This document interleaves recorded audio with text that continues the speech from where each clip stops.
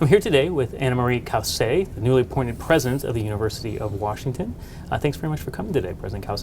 Thank you for having me. Even though you've been appointed just this month, and previously you were the interim president, you sort of have something of a signature initiative already in the works, and that is one looking to fight racism on campus and really to promote diversity. And I wonder why you think that's so important at this time and at your campus.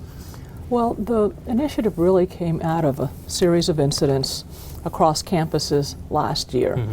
In society, we were watching young black men, unarmed, being shot by the police. And in this day and age, there was very graphic videos of it. So it was hard not to have it in your face.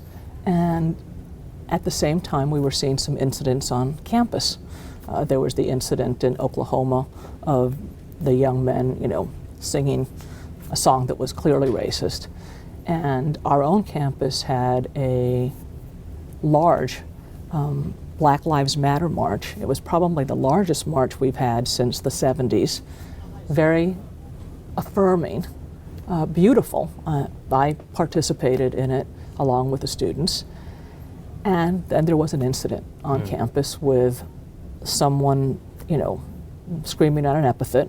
We don't know to this day whether it was one of our students or not, but regardless, it was one of those moments when you stop and you think, what's going on?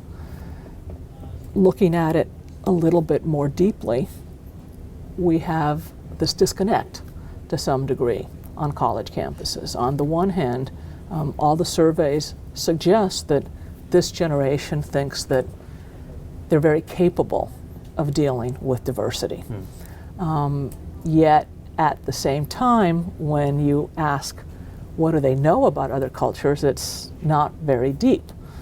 And I think that there's a bit of a sense that, hey, we elected a black president, look how enlightened we are. Right. Probably magnified a little bit more in the Pacific Northwest where we like to think of ourselves as enlightened. But in fact, in many ways, we have resegregated as a country since the 1970s, and college campuses are often the most diverse setting that our students have been in.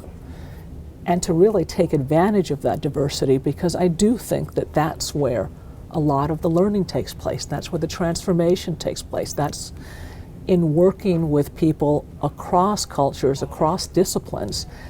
That's where innovation begins. But we don't really take advantage of it if, as Beverly Tatum talked about in one of her books, the title is "Why Do All the Black Kids Sit Together in the Cafeteria?" And so I thought it was time to kind of do a gut check, take a look at where we are, look at our campus, and really start having some difficult dialogues. With such a large and complex problem, what specifically do you hope to change on your campus? We're not going to change society on our campus, but I think we can make our campus a better place, and then as students go out into the world, they can create a ripple effect. I think that one thing that I think is very important is to really be able to talk about it and to talk across differences. And I think that's often a very difficult thing to do, because when you don't know a lot about what someone else has experienced, about their background, sometimes you make, quite frankly, innocent mistakes, but that doesn't mean it doesn't hurt the other person.